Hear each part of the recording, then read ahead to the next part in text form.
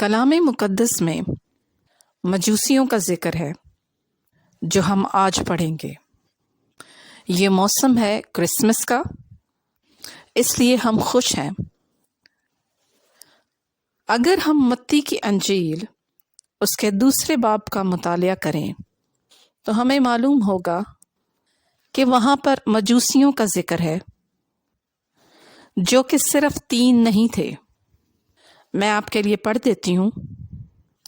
جب یسوع ہیرودیس بادشاہ کے زمانہ میں یہودیہ کے بیت لحم میں پیدا ہوا، یہ دوسرا باب ہے، اس کی پہلی آیت ہے، تو دیکھو کئی مجوسی پورب سے یروشلم میں یہ کہتے ہوئے آئے کہ یہودیوں کا بادشاہ جو پیدا ہوا ہے کہاں ہے؟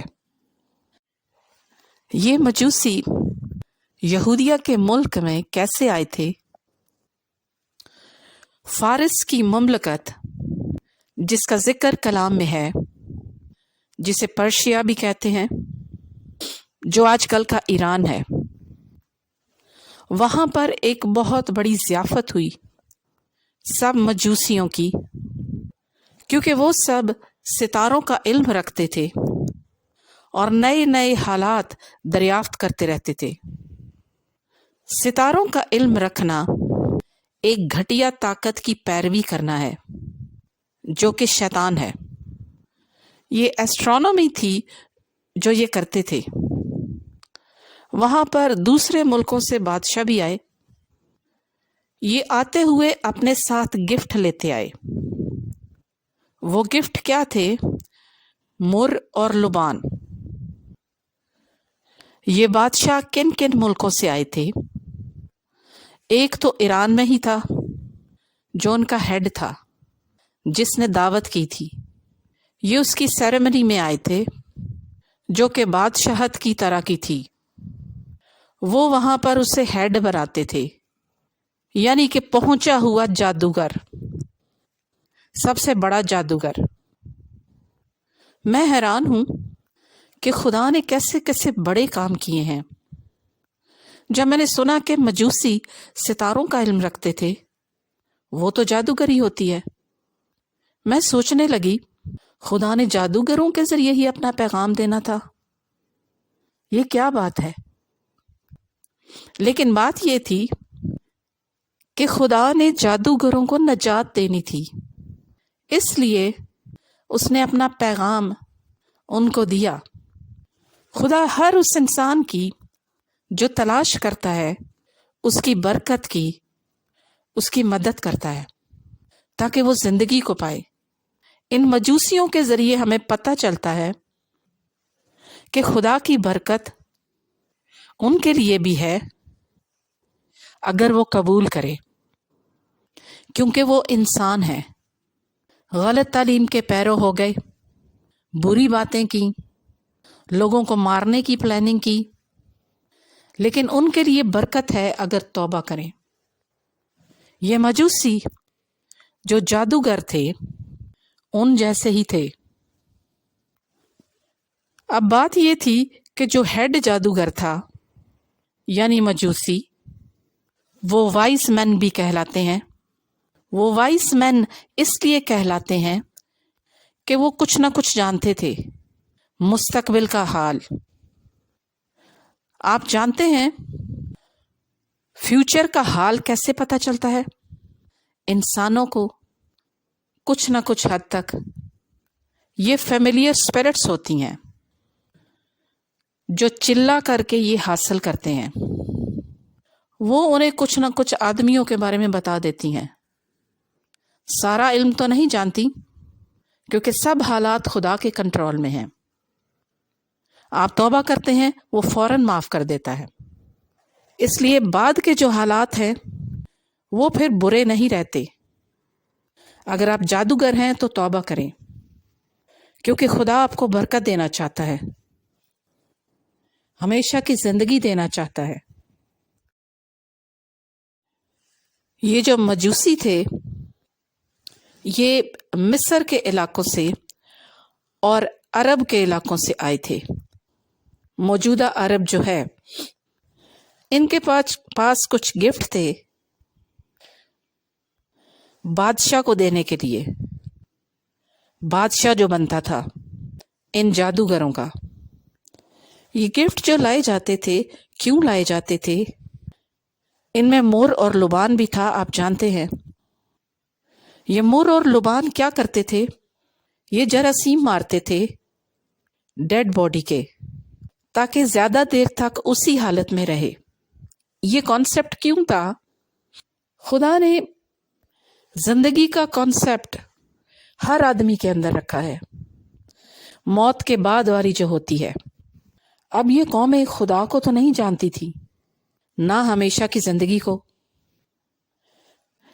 لیکن جیسا خدا کے کلام میں لکھا ہے کہ غیر قومیں بھی اپنے دلوں پر لکھی ہوئی شریعت دکھاتی ہیں۔ یہ شریعت خدا کی ہوتی ہے جو ہر انسان کو دی جاتی ہے۔ ہر انسان جانتا ہے چوری کرنا بری بات ہے، قتل کرنا بھی، اور زناکاری کرنا بھی۔ یہ کیوں ہے؟ ہر معاشرے میں یہ ہے، جہاں پر لوگ خدا کو نہیں مانتے وہاں بھی ہے۔ یہ قانون بنے ہوئے ہیں ملکوں میں جو قومیں خدا کو نہیں جانتی۔ یہ خدا کی شریعت ہے ان کے دلوں میں، جنرل شریعت جسے کہہ سکتے ہیں، عام شریعت، کہ یہ بری بات ہے۔ ایز اے انسان وہ اسی کے مطابق قانون بناتے ہیں۔ یہ شریعت انہیں کس نے دی؟ وہ تو خدا کو مانتے ہی نہیں۔ یہ شریعت ان کے دلوں میں لکھی ہوئی ہے خدا کی طرف سے۔ ان لوگوں میں یہ کانسیپٹ تھا کہ موت کے بعد زندگی ہو سکتی ہے، کیونکہ بادشاہ کو حنوط کیا جاتا تھا، جیسا کہ مصریوں میں رواج تھا کہ فرعون کی لاش کو حنوط کر دیتے تھے، مطلب ممی بنا دیتے تھے، اس کی لاش میں مختلف چیزیں بھر کر وہ کھڑی رہتی تھی۔ جب انسان مر جاتا ہے تو اس کی وینز پھٹ جاتی ہیں جو اس کی لاش کو خراب کر سکتی ہیں، لیکن یہ لوگ جب بادشاہ کی لاش کو حنوط کرتے تھے تو ایسی چیزیں استعمال کرتے تھے جس سے لاش زیادہ دیر تک قائم رہے۔ باڈی سوکھ تو جاتی تھی لیکن اس کی حالت برقرار رہتی تھی۔ یہ کانسیپٹ تھا ان میں کہ کوئی ہمیشہ زندہ رہ سکتا ہے یا پھر جس وقت مرضی زندہ ہو سکتا ہے۔ بعض لوگ چیزیں بھی دفن کر دیتے تھے ان کے ساتھ کہ جب وہ زندہ ہوگا تو اسے ان چیزوں کی ضرورت ہوگی۔ یہ آرکیولوجسٹ نے بھی دریافت کیا ہے بہت بار۔ اب یہ جو ضیافت تھی اس میں ایک سوال اٹھا کہ کیا کوئی آدمی ہمیشہ تک زندہ رہ سکتا ہے کہ لاش نہ بنے؟ اس سوال کا کسی کے پاس کوئی جواب نہیں تھا۔ وہ جادوگر تھے، وہ پریشان تھے کہ ہمارے پاس اس کا کوئی جواب بھی نہیں۔ یہ ان کی بے عزتی تھی کہ ہیں ہم وائس مین ہیں اور ہمارے پاس کوئی جواب ہی نہیں۔ وہ سوچنے لگے، رات بھر سوچتے رہے، پھر بار بار سوچنے لگے۔ وہ مایوس ہو گئے کیونکہ ان کے پاس جواب نہیں تھا۔ پھر ان میں سے ایک کو پتہ چلا خواب میں، کیونکہ خدا خوابوں کے ذریعے بتاتا ہے ہر انسان کو جو سچائی کی تلاش کرتا ہے یا زندگی کی، کیونکہ یہ بیسک چیزیں ہیں انسان کے لیے۔ خدا کسی کی ہلاکت نہیں چاہتا بلکہ چاہتا ہے کہ سب کی توبہ تک نوبت پہنچے۔ ان میں سے ایک کو ہدایت ہوئی خواب میں جو خداوند نے دی ان کو بچانے کے لیے کہ یہودیہ کے بیت لحم میں ایک بہت بڑا بادشاہ پیدا ہوا ہے جو تمہیں یہ ہمیشہ کی زندگی دے سکتا ہے۔ اسی لیے وہ سب اٹھے اور بادشاہ کو ڈھونڈنے نکلے۔ انہیں زیادہ پتہ نہیں تھا۔ اب یہاں پر میں یہ حوالہ کوٹ کروں گی، متی 2 باب 2 آیت۔ انہوں نے یہ کہا، یہودیوں کا بادشاہ جو پیدا ہوا ہے کہاں ہے؟ کیونکہ پورب میں اس کا ستارہ دیکھ کر ہم اسے سجدہ کرنے آئے ہیں۔ یہ ستارہ انہوں نے کہاں دیکھا تھا؟ پورب میں، اپنے ملک میں، جہاں سے وہ آئے تھے۔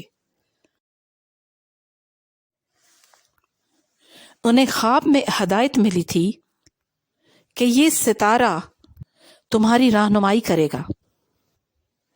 کلام مقدس میں بیان ہے، متی کی انجیل 2 باب 9 آیت میں، وہ بادشاہ کی بات سن کر روانہ ہوئے، اور دیکھو جو ستارہ انہوں نے پورب میں دیکھا تھا ان کے آگے آگے چلا، یہاں تک کہ اس جگہ کے اوپر جا کر ٹھہر گیا جہاں وہ بچہ تھا۔ اب بتائیں، کوئی ستارہ چلتا ہے؟ کبھی چلا ہے کوئی ستارہ؟ ہم آسمان پر روز ستارے دیکھتے ہیں، کیا دن میں کوئی نظر آتا ہے؟ ایک بھی نہیں۔ اس ستارے نے ان کی رات دن رہنمائی کی، جیسے میرے خداوند نے بنی اسرائیل کی۔ خداوند خود ان کے ساتھ تھا جب وہ بحر کلثم کی طرف جا رہے تھے۔ کبھی وہ آگ کا ستون نظر آتا تھا اور کبھی بادل کا۔ یہ ہمارے خدا کی قدرت ہے، وہ ہمارے ساتھ ہوتا ہے تو ایسا ہی کرتا ہے۔ وہ ہمیں چھاؤں بھی دیتا ہے اور گرمی بھی، جب جب ہمیں ضرورت پڑتی ہے۔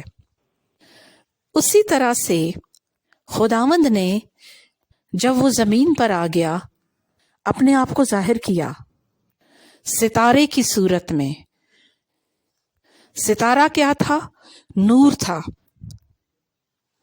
وہ ستارہ جو نور تھا، جو ہمارا خداوند یسوع مسیح ہے، فزیکل میں بھی ظاہر ہوا اس وقت ایک ستارے کی صورت میں، جیسے کہ آگ اور بادل کے ستون میں، جب بنی اسرائیل قوم بحر کلثم کے راستہ پر تھی۔